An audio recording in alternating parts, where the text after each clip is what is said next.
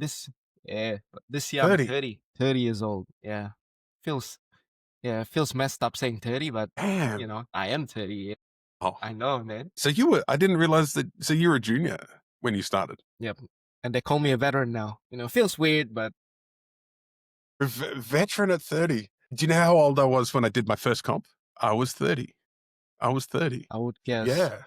damn, okay. You started a bit late then. Well, compared to, Well, how yeah. early And people so start now. that's what one of the things that I figured we could talk about is these entry points into powerlifting kind of changed over the years. So obviously when you came along, like we didn't have a lot of juniors entering the sport, and there was very, very kind of niche pathways for a junior entering powerlifting sort of back in those times. And most people, or it was normally an open lifters or a masters lifters kids or family members. And it was a bit more that way. You could see a very obvious connection coming in.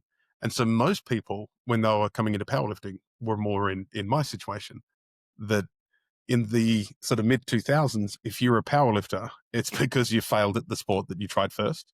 And then this was the next thing that you found afterwards. So that was me and a bunch of guys. We all wanted to be, in Australia, wanted to be rugby players. I knew a couple of Kiwis that were really good at rugby over there and played at a high level. And, like you look at Odell Manuel, he played in the NRL as a rugby league player and then came over and did super good. Heaps of my North American friends all played football or baseball before they came in. But you're coming in at what, 18, 19.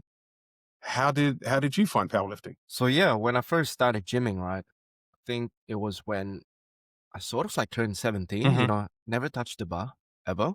And I was just like basically screwing around, looking at what people do. It's like, oh yeah, that movement looks interesting. Let me try it out. Yeah. And I was actually doing squat bench deadlift because, I see a lot of people doing it. And I was like, you Right. know what, let's give it a try.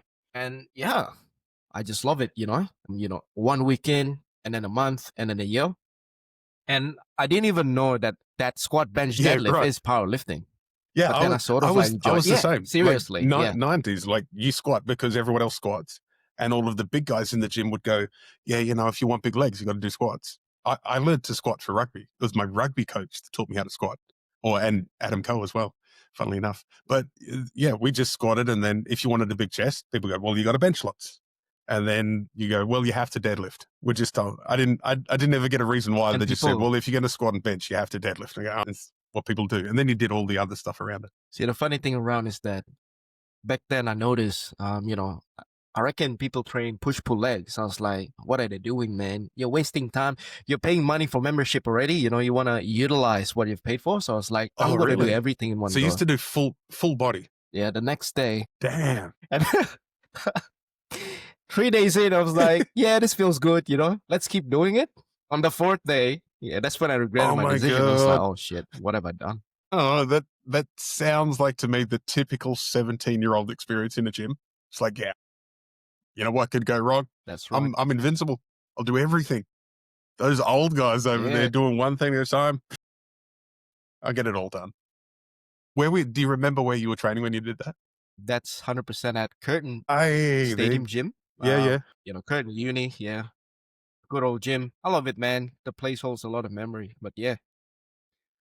That's where I Okay, first started my so journey.